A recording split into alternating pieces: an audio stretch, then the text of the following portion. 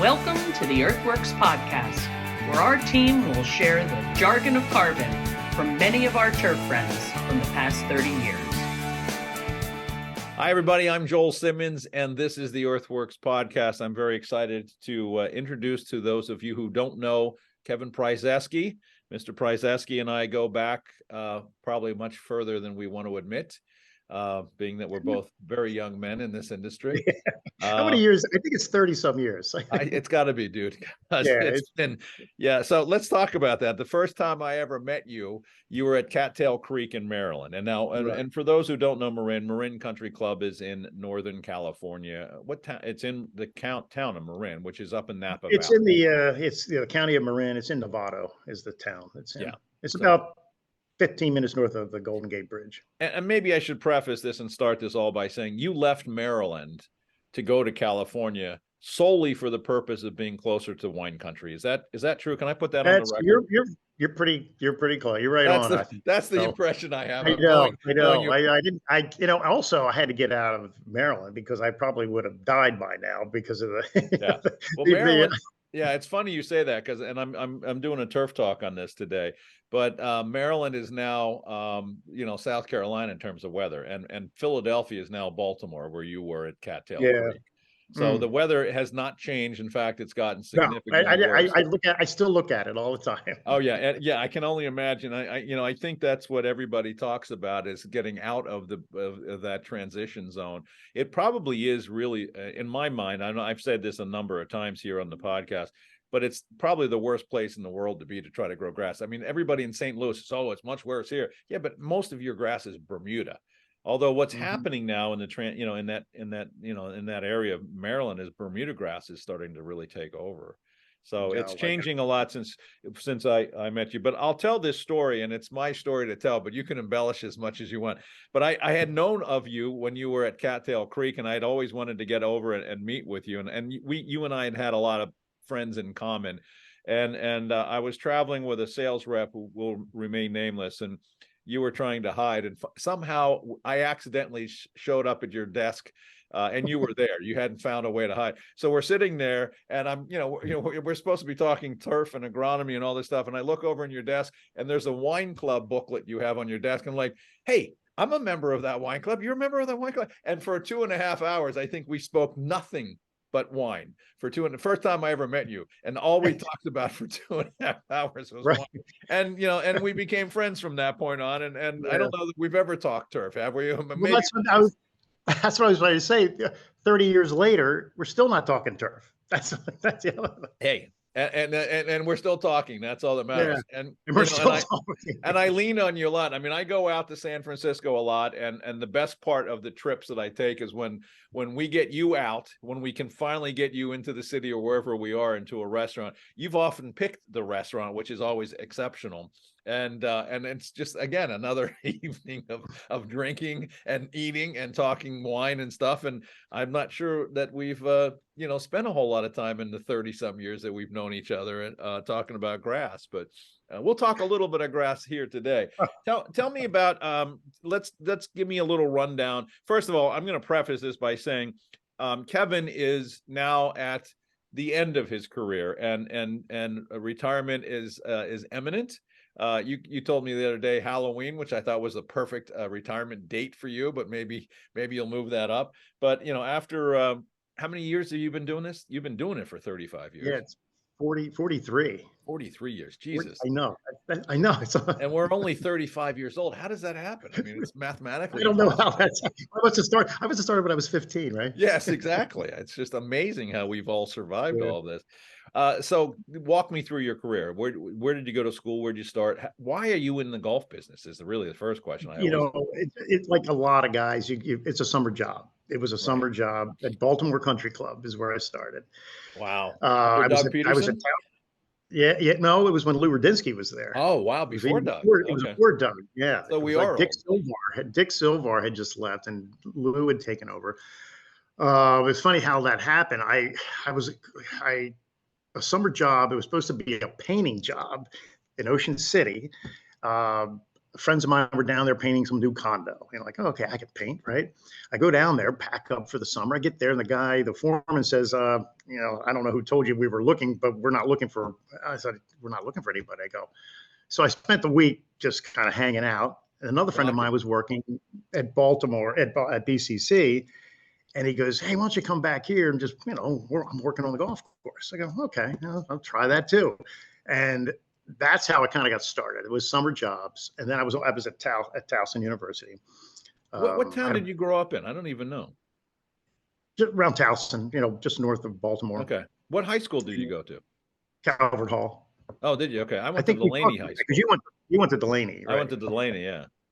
Yeah. So I actually tell a story, and I don't want to interrupt you, but I lived in Timonium, and when I was a kid, right, we used to sled on Baltimore Country Club. I mean, we used to go sledding down, and I'm sure at the time over the greens, and they don't let them do that anymore. Yeah, I know. But it's a great golf course. Anyway, I'm sorry to interrupt. Fantastic golf course. So, I was there for a few summers while I was in college, and I got out, and the late 70s were not a good time for finding a job. No, anyway, or the early 80s for that matter. Yeah, I mean, it was nothing, So, I was probably it was late, like 76, 77. I said, I got out, and I'm like, well, I can't do anything, can't find a job.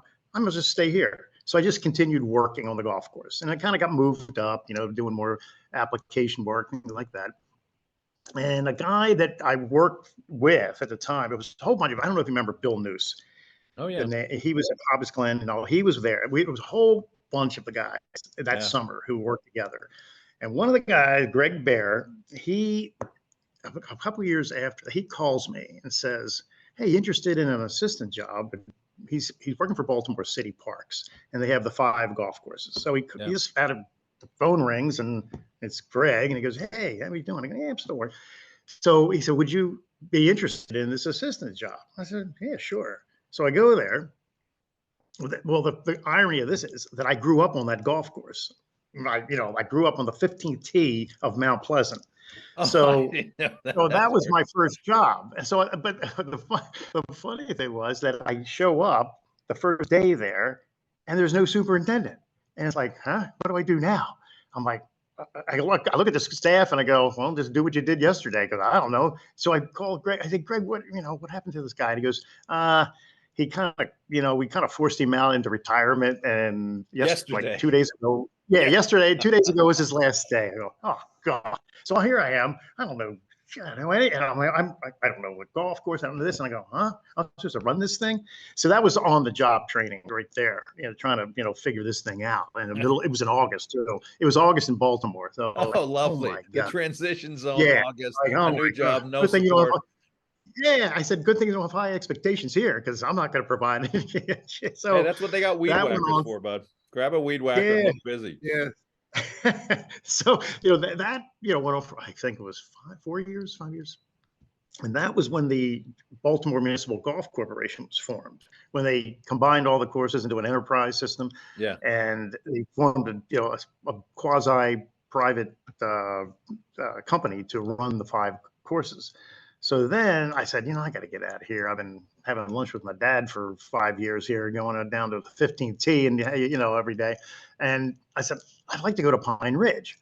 So, I talked to him, and they said, okay, well, we'll move you up there once the BMGC, gets established. So we moved to Pine Ridge up in Timonium and Luther. And so I was there for 3 years. Played there as a kid. Yeah, and Sparrows Point opened up. Oh, that's right. Okay. Yeah, I was like, I wanted to get into the private end of it anyway. So I had 7 years into this daily fee thing. So I go, okay, let me go down there. So started there, and then I think that was 4 years there, and that's when Cattail was being built. Right. And it was under construction when it started, and then there was 8 years there, and then Stone Tree opened up out here in Nevada, like 5 miles wine country. And that was that was under construction. Yeah. So I was like, that's pretty cool. I had, of course I said, the joke was, I'll never do another construction, because it was, we opened up at Cattail on July the 4th, and it was 104 degrees. It was, the green surrounds were just white from Pythium. And I'm like, and you want to open this thing, right? And like, I'm never doing another construction.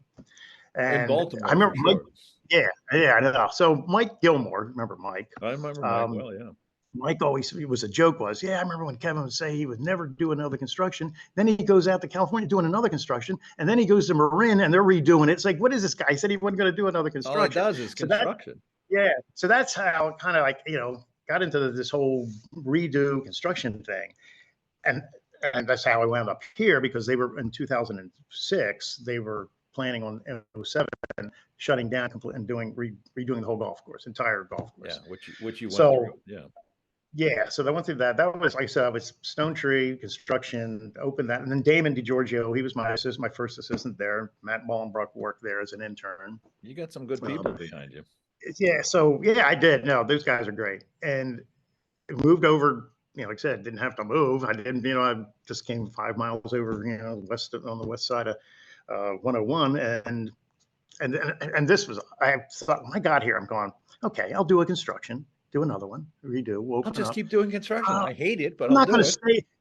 I came into this thinking, oh, I got another job left in me, right? I'm only 50 years old or whatever it is. Yeah. I got another one left in me. And then, the years go by, and it kept me, there were so many projects here after we reopened. There was these creek restorations, the banks, the ponds, the dams, all dealing with fish and wildlife. And so it kept my interest. Then we redid the bunkers again. So we kept having all these projects.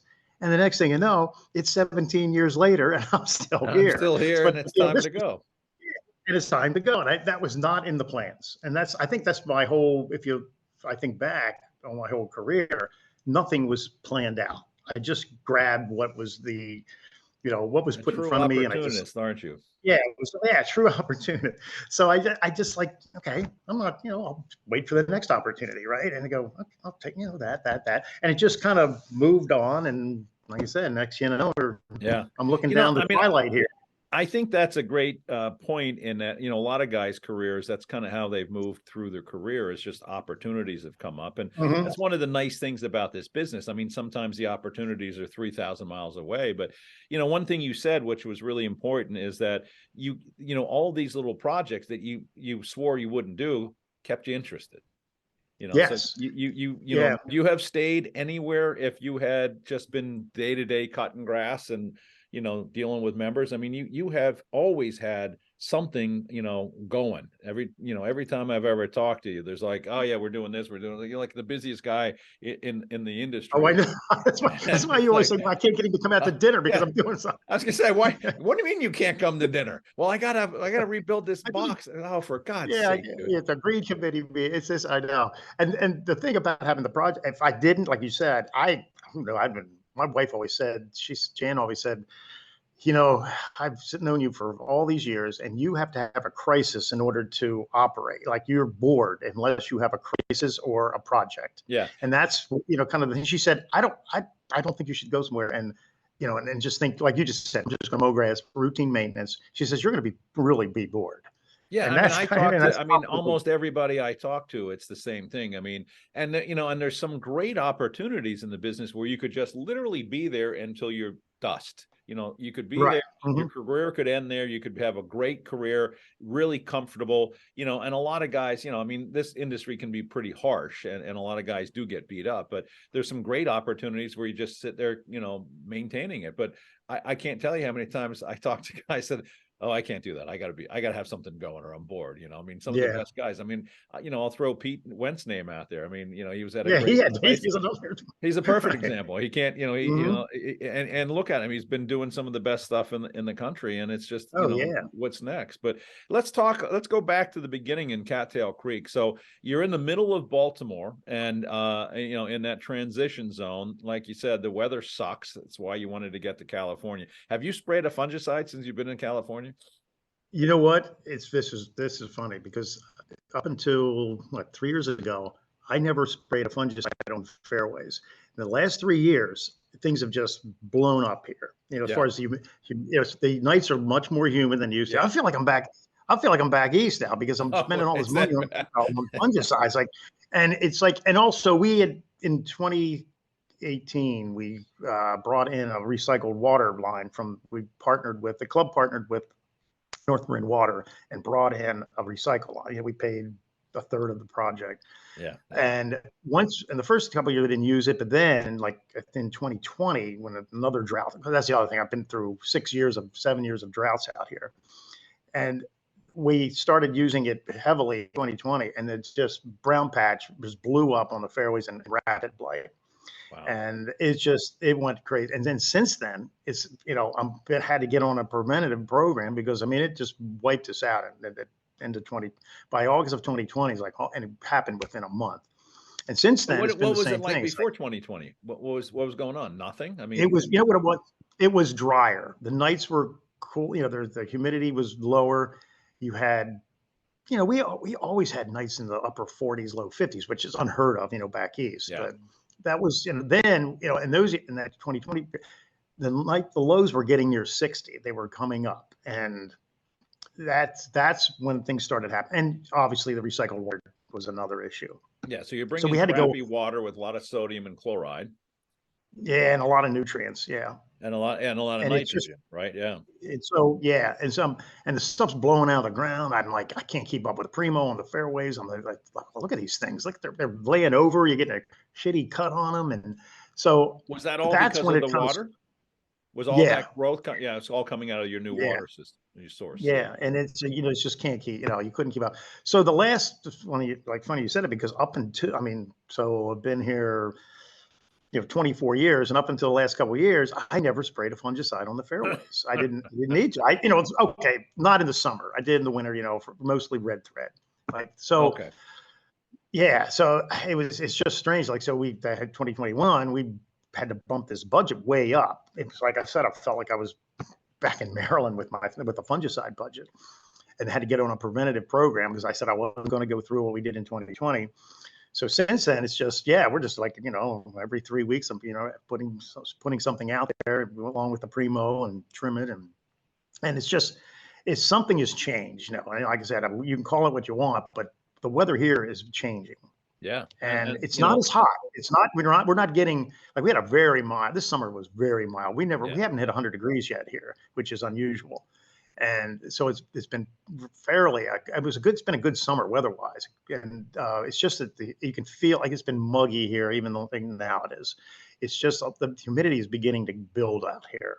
Yeah. And what's causing that, you know, who knows? But there is a change. There's a definite But your change. night temperatures are definitively rising. Yes. Yeah. And that's a huge game changer in what you're doing. Right. Mm-hmm. Yeah. Now that's typical of the whole area. I mean, you're not. Yeah, you know, we're in a pocket here. We're in this valley, and it's and everybody said, well, it's not. And I remember I came here, like, oh, it's not windy here. Oh, it's windy, especially in the wintertime.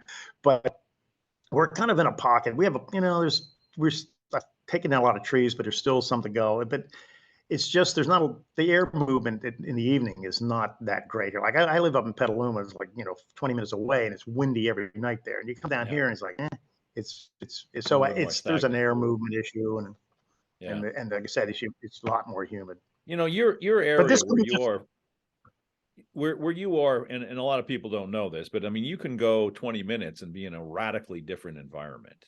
You know, you get down into San Francisco. We've had Pat Finland on here a couple of times, and a bunch of folks, and he's sitting in fog all the time. I've had Justin Mandan on here from Pasatiempo. He's sitting there's the other one, yeah, he's sitting in fog all the time, and it's you know, but there's, you know, but the disease pressure has certainly started to change. I mean, that conversation has been pretty prevalent in the last 5, 6, 7 years, because, you know, like, you know, and there's a couple what I call expats, you know, East Coasters out your way. Yeah. You know, they're like saying the same thing. It's like, I was trying to get away from all that crap. I know. Well, that's what I'm saying. Well, I'm kind of winding down because this could be, I'm out of here, dude. Weather's catching me. I'm gone. I'm going back to Maryland. I'm going back. Yeah, I'm going to go eat some proper crabs, because now you've been polluted by these sea cows that you eat out there. Get some blue crabs and have a lot of fun. Talk to me crab about, story with you've been right in the middle of the fires too, right? You haven't been far from some of those fires. Did anything ever either Stone Tree or here? Did you ever get caught in anything? No, You were fairly no. close. The only thing we had the last, what was it, 2019 and 2020. It was I guess you remember seeing these pictures that it was orange. The sky was orange yeah. in No, San absolutely. Francisco, and the smoke then, and that was that smoke got so bad. I mean, well, it's kept play. Members didn't come out because it was so smoky to play. But we never had actual fires here. And I'm looking at you. You look out to the west side here, and it's nothing but a ridge of mountains over there. And you're like, you're just looking at this thing dry. It's like, when's the next one going to come? Yeah. Where is it going to be? So dry. So you're always like when I was in 2017, when there was the big, that actually got close to Petaluma when I was living, and like Sonoma Mountain was on fire there. But yeah, we never had anything right in the Novato area. But it's who knows? Well, I mean, how close are you to Silverado? They got caught in a fire right after their Yeah. tornado. Oh, that was the 2019. Yeah, that was. But we're about 40, about 45 minutes from there. Yeah. East of here. Yeah. So most of that fire was further east. And so if you're looking at the map, you're north of San Francisco, but a little bit more toward the coast. Right. Yeah. We're a little bit more protected. But you're still drying out. I mean, you're fun. So let's talk about water. How I mean, you mentioned you bring in some of this effluent. How bad is it? I mean, first of all, and this always blows the mind of everybody out here on the East Coast, how much money you spend for water. How much, what's a typical budget for water? We actually don't, you hear these numbers of close to $1 million. We're because we supplement. We have a pond system, and we have a well that's not that great. But so and this year was, I mean, we just turned the recycle on a few weeks ago. This is the longest we've ever gone now since we've had recycle, that we turned it on because of the wet. We had 54 inches of rain this past winter. So I think we budgeted 315,000. And we're going to be way under that because of the winter we had. So that's pretty. It's not a big number. Yeah, it's not a big number here when you consider. Stone Tree is 100% recycled. They don't have anything else, so they're 4 times what we're spending on it. So we're lucky we have this, this pond system that we have, and that's part of that. All the projects we have, because we're on a creek, and in order to redo these pond and redo the dams, we have 5 dams. This is why we didn't have our water rights. So it took us 10 years because nobody knew that we weren't supposed to be damming up this creek. And so when I started, over 10 years ago, we started when we went to the state and applied for a permit for another dam. And they go, wait a minute, you haven't got permits on the other dam. What are you talking about? I mean, so it shut everything down. We couldn't do a thing. It was like the cat was out of the bag here. Another dam. You should have not used the word another. Dams in, and they weren't permitted, and we didn't go through Army Corps and the Water Board and Fish and Wildlife. So it took 10 years to get and we just got that in end of 2021. So that's when we could start on all these projects. We couldn't touch anything at that point. We were just shut down. And then we have a 5-year plan now of moving, of all these different, we got 3 more dams we have to rebuild. The erosion's been crazy because last year, because of the 50 some inches of rain, we've lost a lot of our banks. So right now we're in the middle of a project shoring up this one bank. Did you get flooded this year during the winter? It doesn't, it's, if you look at these pictures, you go, oh my God, this place is underwater. But because we're in a valley, everything flows into this. Comes right to you. Yeah. The golf course collects everything in the valley. Yeah. So it comes through this creek system. So when it is raining, and it's actually a 3 or 4 inch event you have, there's a lot of water, amazing amount of water comes through here, but it moves out. It's because we're just everything, obviously heads from west to east and just moves out of here. And then we can't dam up until now because of the water rights till March 31st. So there's going to be some years where you got a bad year, like where we used to dam up in February and start collecting this water. Well, I won't be here. So the next guy is going to have to deal with it. He can't dam this thing up until March 31st. So it's going to be there's going to be some years it's going to be tough. So this past winter, yes, for folks that don't know your region, you get all your rain comes in basically November through February, March, right? And you got it's you got 50 some inches, and normally you're getting what, 10 in the winter? No, our average is 30, but then in in 2020, 21, 22, we were only averaging like 14, or we were under 20. So that was those 3 drought years. That was a really bad drought years. Are there still water restrictions in your area? No, they were lifted this Okay. year. And so how much of your water usage is this effluent water? What's the percentage of that water? It's last year, because of we were still kind of in the drought. We were at, our total was 65 million for the year, and 40 million of that was recycle. This year is completely that you can flip that around. It's completely because you have so much water on property now. Right. Did that effluent ever cause you any agronomic problems? Did it ever cause you turf problems? Well, like you said, we were, that flush growth. The first year, I never had to spray a fungicide on the fairway. So it was actually, I always use the word embarrassing, because here's an East Coast guy, a Mid-Atlantic guy, and he gets hit with freaking disease on his fairways. Like I even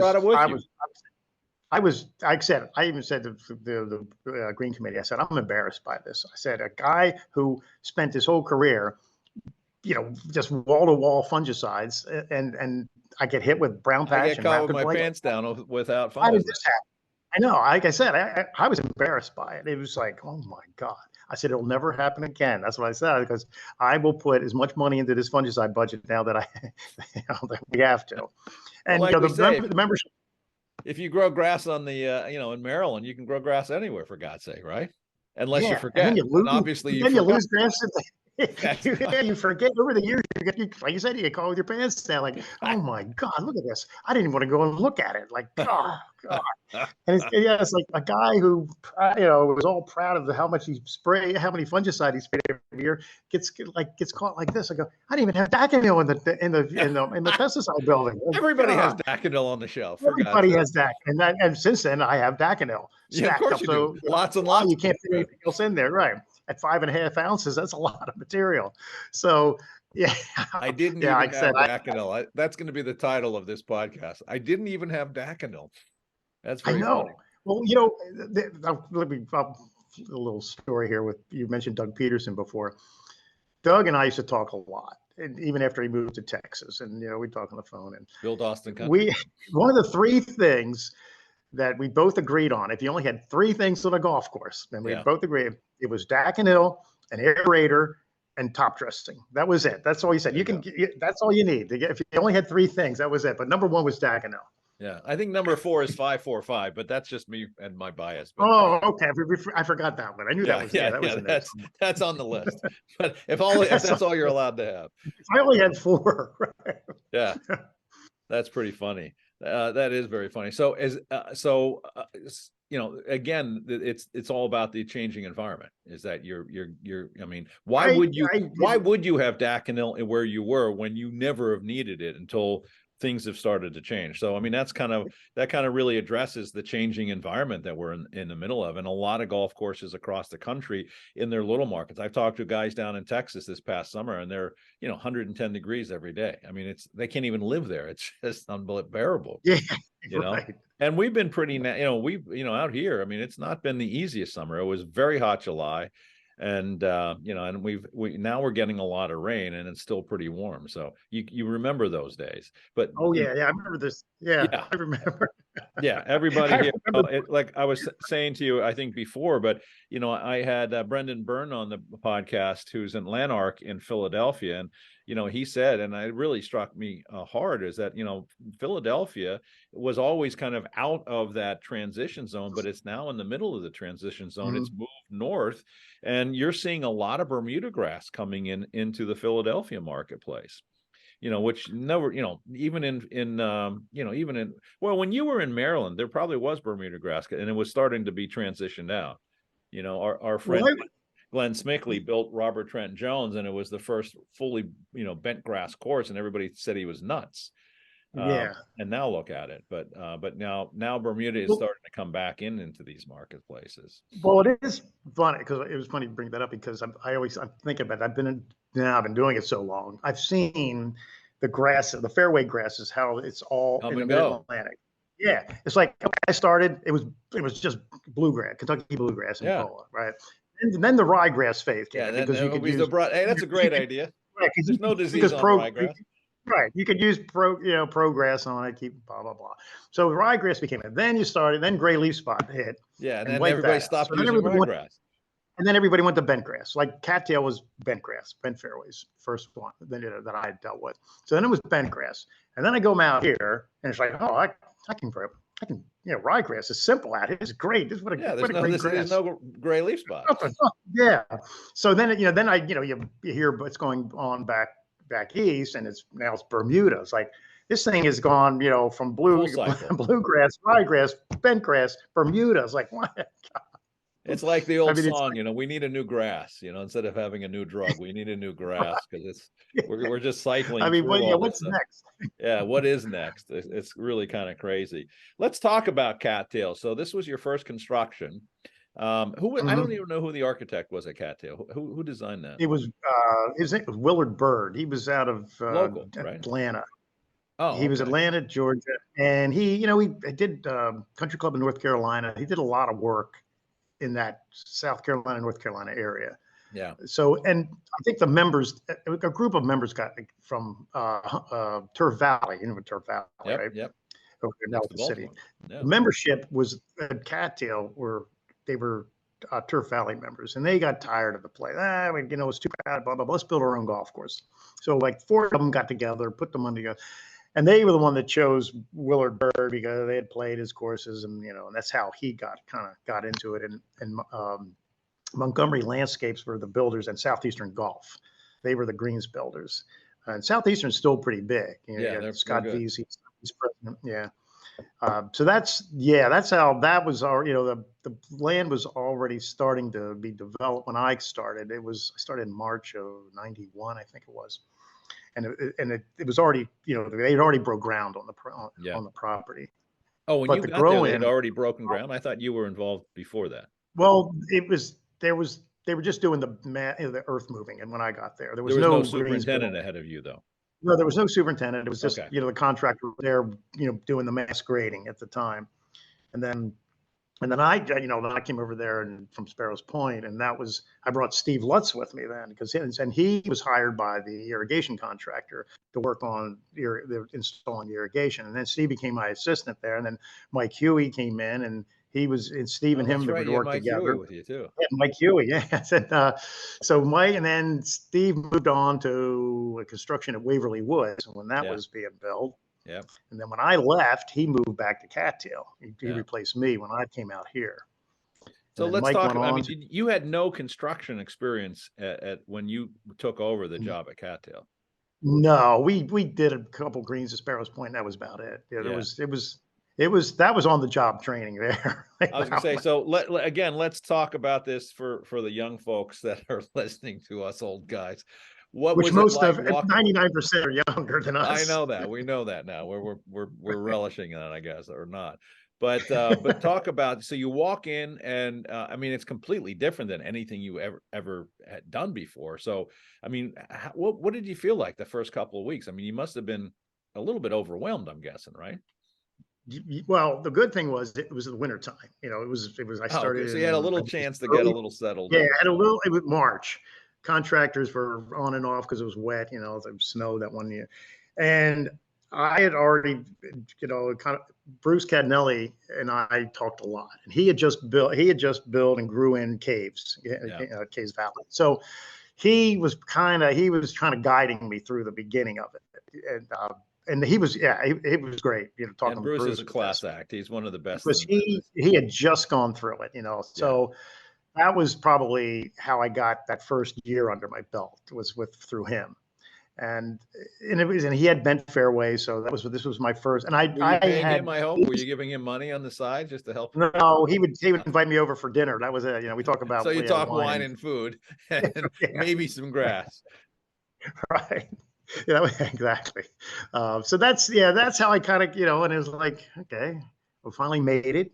Opened up on July 4th. Like I said, it's 100 and some degrees, Pythium everywhere. Why But they wanted July to have 4th of all things, for God's sake? this membership was like they wanted to open Memorial Day. There was some greens that didn't even have any grass on them on Memorial Day, Oh but my they were God. hell bent on opening this thing. Like I said, How it's long not from the ready. grow-in were you open? I mean, how long did you have before you had to get it open? How much time did you have? Well, Year and a that half? was in 92. So I had we finished grassing in September or October, and then we opened the following July. Well, that's So, not but we had a horrible. really bad It's- we yeah. had a bad winter too. In Oh, the you end of had a- March, we had a blizzard, and we had 2 feet of snow on the ground through early April, so you couldn't do anything then. I mean, it was not good.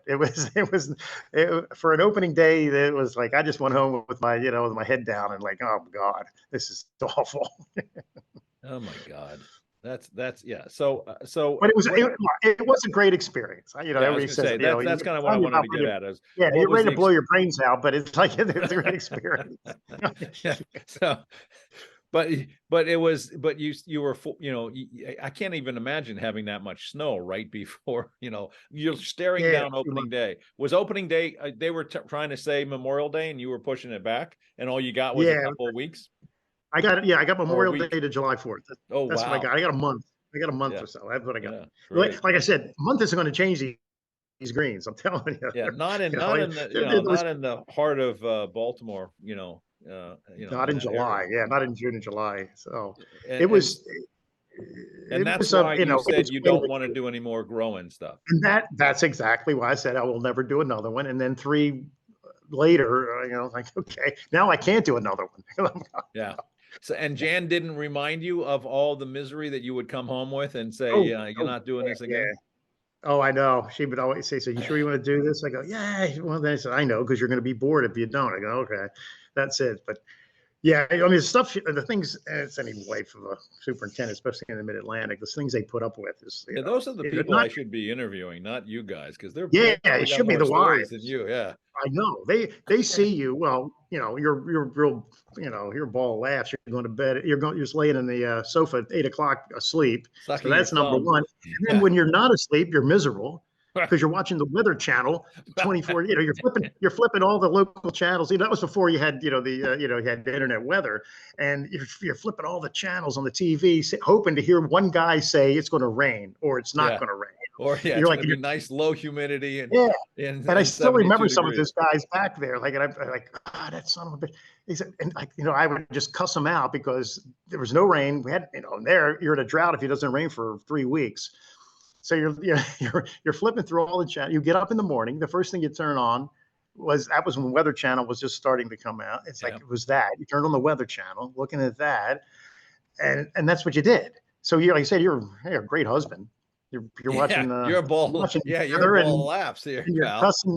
Like all you hear is just cussing. Like she said, all I hear in the other room is you cussing. Like, what do you like? I said, hey, that's what I do. I cuss. So she inspired you to move to California. Then I'm assuming she was. Oh, she loved it. Yeah, she was big on that move. She wanted to move bad. And the one story she always talks about is that I'm watching the weather. I'm watching the local weather. And I see the radar, because you couldn't, at that time you didn't have it on your phone. You didn't even have a phone. And you're watching the radar, and you see this thing coming towards Cattail Creek. So I jumped in my truck. She didn't even know I left. I jumped in the truck. I didn't even have any shoes on or socks on. And I drive down there to see if it's just to see in front of the clubhouse to see the rain come down. So I pulled into the club, and it started to rain right in the parking lot. And I go, and then I get back, and she goes, "Where were you?" I said, I went down to Cattail to see the rain because it wasn't raining at our house up in Carroll County. So I was like, and so she's like, she didn't know I left. I'm down there in bare feet in the rain.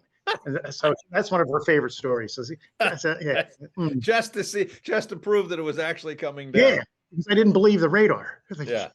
Oh, that's too funny. Yeah. Now it's really weird. I talk to guys all the time. I talk to somebody right down the road from where you were, and the golf course right next door would get 4 inches and he'd get a 0.5, and or vice versa. It's so sporadic. I mean, it's just the thunderstorms come in and they blow little pockets of storms, and it's just very strange.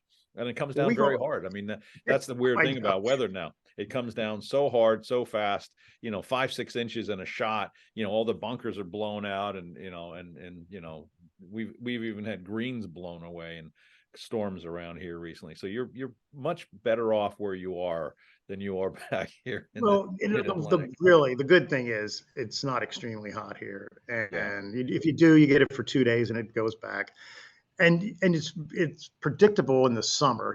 From April to October, it's not going to rain, so at least you're in control of the water that way. Right. And it's not going to rain. You're not going to get maybe get a drop here and there, but that's it. That's all you're going to get nothing.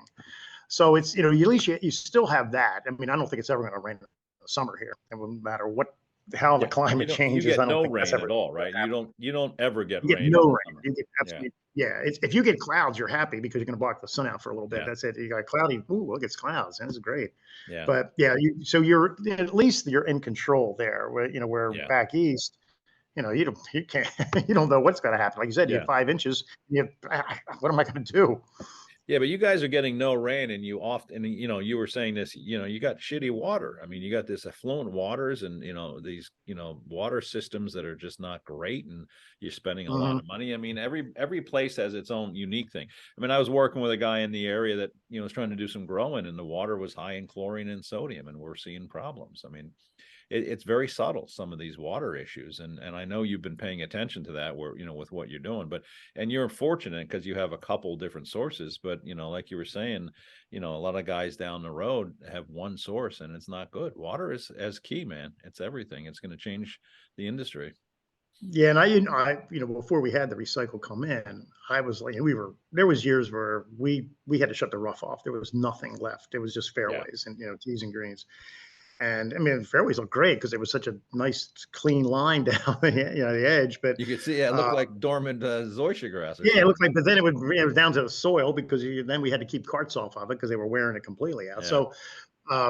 So I would say then, well, I don't care what the quality of the water is. It's wet, right? Yeah. Then you careful what you wish for. Yeah. Exactly. You think, oh, it's wet. Yeah, but now you've got, now you have the other issues. Now you have the money issue. The fact is you're paying for the water and you're paying to remediate some of these problems.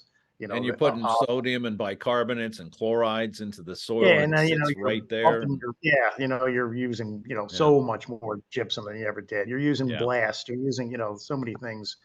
It's like it's wet, but there's obviously the issue. And then the member expectations is different. They go, well, why does this look like that over there? We have water now, that kind of thing where they want every spot. What is that brown spot doing over there? We have water now.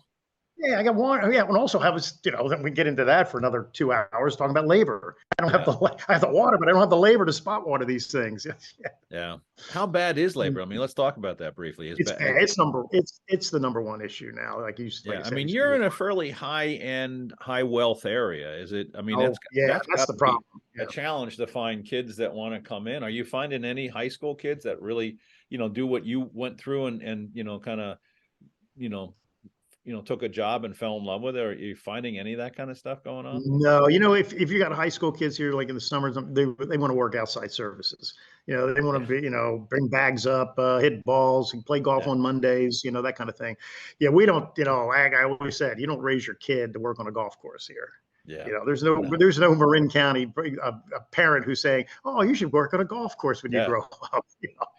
Yeah, I've had a couple interviews like that where the guy, he tells his parents that, oh yeah, I'm gonna stay in the golf course business, and they're all like freaking out at him and saying like, what are you talking about? Now, now he's worked his way to a very respectable position, and they're very proud of him. But I can see that, and certainly in a place like where you are, I mean, finding labor to just to maintain. How far down is labor these days? I mean, well, we've never gotten back to when the first couple of years I was here, we had 22 besides, the 2 assistants, myself and the mechanic. We have never got over 15 now. We're down. Wow. So you're down. That includes my assistants at 15. We're at 12. So we have never gotten back to that original, 20 some that I had back in 2008. And what we've been doing now is doing a lot of contract labor now. We contracted all of our landscaping and clubhouse areas and pool. That's all done by a private landscaping company. So we contract that out to get that off. And then now we're working with there's a company called the Staffing Crew from down Southern California, who, in fact, I just requested another employee, another staffer tomorrow to start. So we've got 3 of those guys that they're not Marin or Troon employees. They're employees of the Staffing Crew. We invoice from them every week, and they pay them. We pay a fee. We pay we set the hourly rate, but then they tack on X number of dollars because they need to make money. Yeah, exactly. But we're paying a premium for them. But when you look at we're not paying Social Security tax, payroll tax, workers' comp insurance. We're not paying any of that. So it's pretty much of a break even though you're looking at, you're paying what for these guys? I go, yeah, but we're not, they're not employees. We don't have the overhead. Are they no any good? Are you getting decent employees? Well, some of them are. There's a few.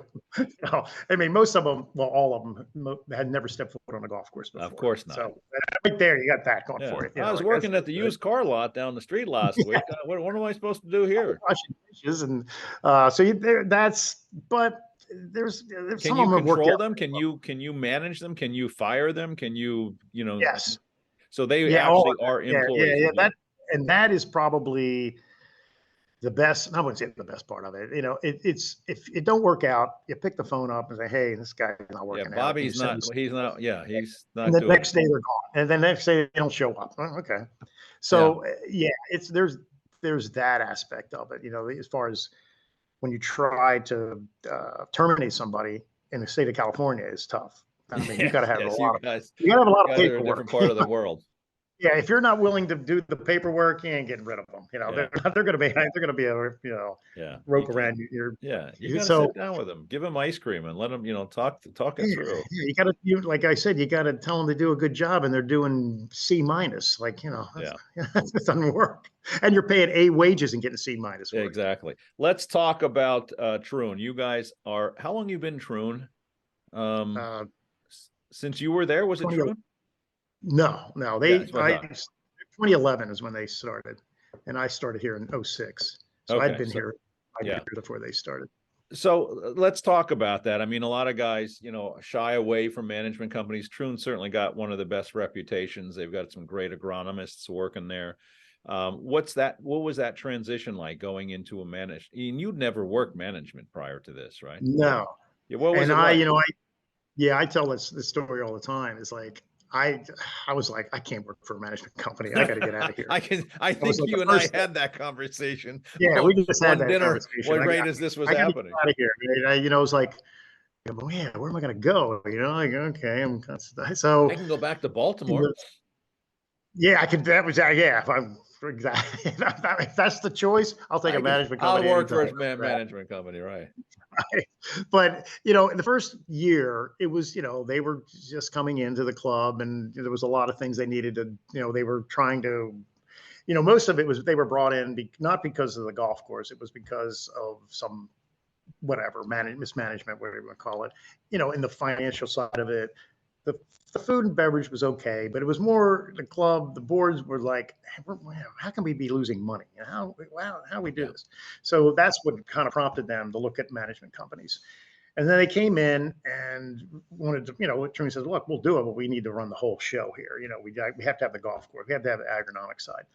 And then so here I am going, okay, what does this mean? I'm still going to have a job. Can't you just stay in the clubhouse? I mean, the first 6 months are like, oh my God, like what?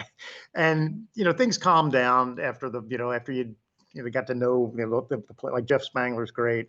He was really great when we first started, and Jeff and I became friends since then. And Jeff's a soils guy, so he gets. Yeah, he's the vice president of agronomy. He was senior. I mean, his employee number is 2 at Troon. He was the second. He was the first hire in Carmody when he did that. So. After that, things started, slowing down. And then for the past probably 4 or 5 years, it's been just, like I said, my paycheck stub says Troon Golf, but, we don't see them as often as all, and I think they're comfortable with the club now. The club's on really good, financially, this is the best, we're really sound. We have a waiting list for the first time since I've been here. And the golf course, there's no complaints from the golf course, the conditions of the golf course. So I think, it could be a combination. They feel comfortable with Marin and they don't need to be No, they showing feel up every. comfortable with you is, a lot of it. I'm Yeah. sure. I mean, Mhm. they trust your agronomics, and now that you figured out you should have Daconil on the shelf, I mean, they probably are pretty comfortable with you. Yeah. Well, it's like they have a great Syngenta program, they have a deal with Yeah. that. So, yeah, so it's been, and I sing their praises when it comes to like HR and the legal side of it. We don't have to deal with that. They have a great Right. HR department, and so that takes that burden off the club. And like I said, there's a they have a great legal team there when the club has issues with things like whatever it may be. Troon's legal team, Troon's HR, their accounting department, we don't have to deal with that. I mean, we have to submit, obviously, just like you do. You submit invoices, and they're changing out their different programs that they use. So sometimes it gets a little, cumbersome. Is your budgeting process through Troon? No, we don't. It's strictly between me, our GM, Oh, okay. and then we go to the finance committee, and the board approves it. Yeah, we don't. Troon doesn't get involved in any of the budgeting process at all. It's strictly that up makes to it a little us. bit easier, right? And the same thing with our capital. We choose our capital projects. We choose our, it's not like, oh, you got to buy this, you got to buy that. No, that doesn't happen. You have complete flexibility with Troon. Are they dictating to you what vendors you buy from? No, they have preferred vendors. Preferred vendors, of course, which makes sense. Right. And because they have national accounts with them, and they would prefer that you purchase there, but you're not bound by that. You can buy whatever you want. And I think it's a misconception with management companies. Everything you're stuck. Oh, you got to buy this. You got to do that. It's not that way. Two vendors, and it's the least expensive stuff going. Troon's so flexible. Yeah. Yeah, that's what you have with Troon. You have this flexibility. You don't, you're not stuck with, okay, I can only deal with whoever. I think that's probably the really big plus working for Troon is that there is none of that. There's, like I said, their HR department is fantastic. And then we have the flexibility. Would it be fair to say that it provides you a little security? A little safety? And it is. Yeah. I think you have, because you have the backing. Like if there is an issue, you have the backing of Troon. They're going to back their employee, before, they're going to go, hey, you sure, they will come up and say to whoever, whether it's the GM or whoever, I think, we need to talk about this. They have your back, and that's another good thing. You're right. You feel like you have job security with them. Yeah. There's in this business, that's huge, one. right? Yeah, we were talking about that earlier. I mean, you hit 50 in this business, and that's not an easy place to be for a superintendent. No, I always say, I always use the word marketable. I was talking to Pat Finland on the podcast, and and obviously Pat, having superintendent and GM experience, he was commenting about how the GM has a longer life expectancy. I mean, you can work until you're 70, whereas the superintendent, it's not really happening, is it? I mean, and superintendents' jobs changing where, they really are more of a general than a shovel, user. So, it could be that way, but it's changing. It's a changing, job description and over time. So you are now. Go ahead. I was going to say, talking about that job description, that has been in the last, 5 years, even that whole idea of these different job titles have changed. Yeah. There's like mine is an old school golf course superintendent. There's so many directors now. Right. And that layer, there's more of a layer now. Yeah. Your assistant is now the golf course superintendent, and then they have assistants like them. And that's the other thing too, is like, I don't get involved with very little day-to-day operations. I really don't. There's too much on the plate here as far as project things. That, so the assistant role is so different than it was when even 10 years ago, where the assistants are now really running the golf course. They're I always call them like, the field managers. That's what they are. They're your eyes out there. And it's so different than it was when I, 15, 20 years ago. Which is why they're doing really well at moving up into the superintendent's role, because they really are a superintendent. Yeah, they really doing the things that I did 15 years ago. And so let's talk about this next stage of Kevin Pryseski's life. I still think Halloween would be the ideal day for you to leave, just because it's just I'm glad seems like it's appropriate. But Yeah. what, that had to be a tough decision. What Well, precedent- yeah, you're right, because I kicked the can for about 5 years. Yeah, like I kept saying, I feel okay. I can go another, got another. I mean, I started thinking about it 5 years ago. Oh, I remember. And We would sit at dinner I mean, and have, we over a yeah, bottle we of were wine at and, the dinner, and this is it. I'm done. I'm done. Yeah. Okay. Whatever. yeah. So it's a long, it should be a long process too, because it's the final chapter, when you're in your life, you don't want to sound morbid, but Professional life. Let's hope you don't die when you leave. But well, it's the end of the professional life, and it's the last chapter in your life. So it's you can't take it to you. I mean, and we Jan and I've talked about it over and over again. Like, what are we going to do? Where are we going to move, or what, or if we're going to move, and when are you going to do this? And so I think we probably overanalyzed it. We've been talking for 5 years about it. So it's not like I'm just jumping into this. It's time now. Once you make that decision and you're going, maybe this is not the right decision. Maybe I'll, stay on a little longer. But once you really say, what it is? It's once you give the club your retirement letter, your resignation letter. That's when it's like, then it hits you. It like, really hits home, right? I really got to go now, right? And our GM said, well, I'll just put a whiteout over that date because I know you're going to keep changing it. And he did. I mean, I was going to go back. I didn't want to go through another summer. I go, I feel like dealing with this summer. I remember hearing, I think you said that we sat down at Christmas time. Yeah, and I remember you saying that. Yeah, I wanted to get out before. I said, I'm not going through another summer. Summer's getting worse out there, or out here. Yeah. And so then I moved it, when I first submitted it, it was like July. He goes, what do you want to leave in July for? Because I don't feel like dealing with August. I don't want to be here for another summer. Right. I'll let the other guy do that. But then kick that. It's like, change it to October.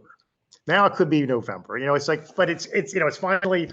I guess when it really hits you is when, because Jan asked me that the couple like last week when Dan was, we were talking to him, and when my successor accepted the position and signed on the line, it finally hit me. I go, I'm not going to be here. So, I go home and she says, what's wrong with you? And she's looking at me at the table. I think it finally hit me, that I got to. I think I just lost my job. I have to go now. I got a replacement. I can't. This guy can't start. He's taking my chair in my office. Yeah, and it took up to like 2 weeks ago. 2 weeks ago is when it finally hit me. I go, oh shit, I'm not going back there. I mean, this is it. So, but it wasn't up until then. You said, I'm still here. I can, maybe it feels like I have my job. Yeah, so he's taking your parking spot and your chair, and you're kind of like parking spot. Yeah. Right. And I don't need you here, dude. Why are you still here? Get out of here. I don't need you. The president of the club said, well, maybe we should put a plaque over there, where you park. Exactly. So where it is. So in case you ever want to visit, you have your spot again. So, but yeah, it doesn't really hit you until you finally realize you have someone to replace you. Even during the interview process, when we were going through the interviews with the candidates, it was still like, okay, I'm still here. I'm doing the interviews. And then, but when someone says, yes, I accept your offer, it's like, oh man, I got to go now. Yeah, exactly. That's yeah. It's like there's no turning back at this point. But maybe, and I guess that's probably what I needed. I needed someone kick in the pants to get you out the door. I would have just kept, okay, I'll stay another month. Would you entertain, thinking now a year ahead from now, you're kind of sitting on, your porch drinking your Negroni, and would you entertain like going to work at the local golf course mowing fairways? Well, I have brought that up, and I figured in a few, maybe 6 months after I retire, I'll be getting bored or whatever. Exactly. That's the nature of a you know what? I think maybe I'll be either, if you want to move up, or I could be a starter, or at the daily feed there, or work at Walmart as a starter. Talk to them all. Yeah, not that, but. Hey, they come up to you and they go, hey, course is great. You're going to love it out there today. That kind of thing, build up the superintendent and say, everything's great. Yeah. Unlike, what we put up with. Where I don't even know. So, I don't even know this of you, but are you a golfer? No, years ago, I grew up on a golf course, play Yeah, I golf knew all you the time. My played years brother, ago, but I haven't ever heard you talk about no, playing no, golf. I stopped playing years ago because Okay. I always say if I can't do something good, well, I won't do it, and that's what I did. I said, "That's Yeah. suck," you know. I'm like, so. I've been a And big I think that advocate. happens a lot. Yeah, that happens a Yeah. lot. I've been a big advocate of retired superintendents staying in the golf course. And I think I've shared with you this story, and I've said it many times on this, but one of my favorite stories in this business is when Mike Kozak got into his, and Mike, Yeah, GM, and, up in your area and superintendent for years. I mean, iconic superintendent. And I ran into a superintendent down in Florida, and he says to me, he goes, yeah, I got this old superintendent. He says he was a superintendent up somewhere in Northern California. I'm like, Northern California? I know most of these guys.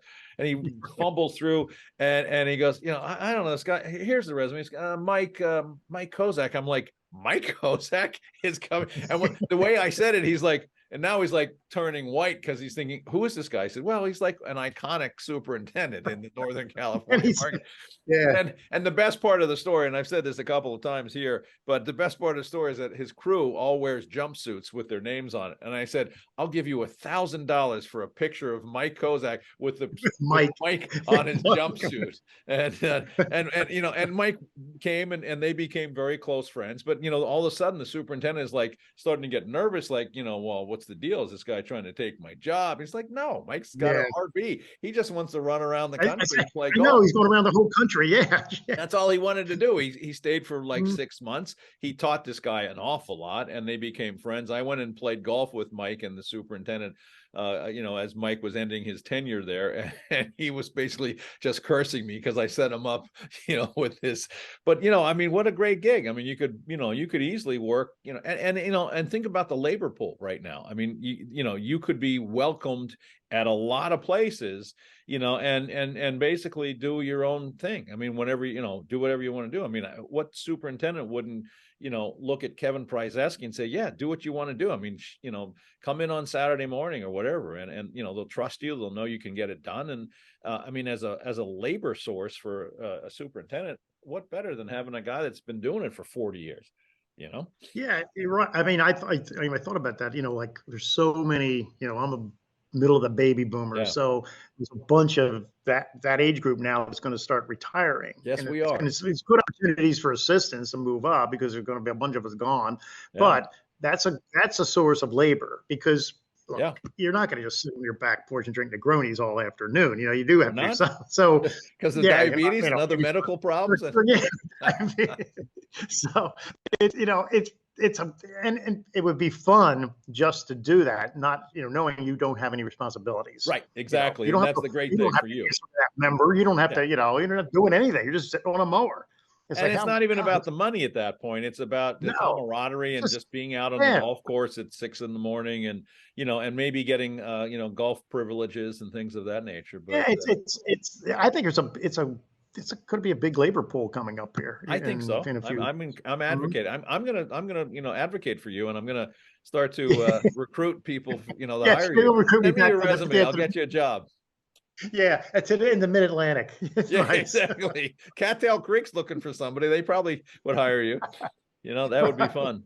Hey, I hate to tell you this, my friend, but we've run out of time. But I've said this to you many times. You've always been one of my favorite people. I've always enjoyed sitting down talking to you. Of course, we don't talk turf that much, but having dinner, a couple bottles of wine, and I am going to continue to follow the Bottle Barn and at your recommendation and get wine shipped to my house now that they do that. But now that we're old, instead of talking wine and food, we're talking about what diseases we have and what medical problems and what drugs we're taking. It's just going to change the whole world. But let's keep talking about wine and all that stuff. Hopefully I get a chance to see you before you do move on. You're not moving out of the area right away, are you? No, you were talking about moving down to Reno area. April, I'm leaving. We'll be leaving the Bay Area in April. Oh, okay. So you'll be around. So hopefully I'd love to have a chance to break bread again, and then somewhere when nice. When are you planning coming to? I don't know. Back I've been my like I said, I talk about medical stuff these days, so my life has changed a little bit because of it. But I usually come out around the holidays, but maybe I'll make it out a little bit earlier. But but I certainly, if I do it, I'm going to plan it around you being, well, now that you're retired, you don't have, you can't make excuses like you usually do when we're trying to get you together for dinner. But anyway, we'll be back. Hopefully we'll have a chance to sit down and have a glass of wine or three.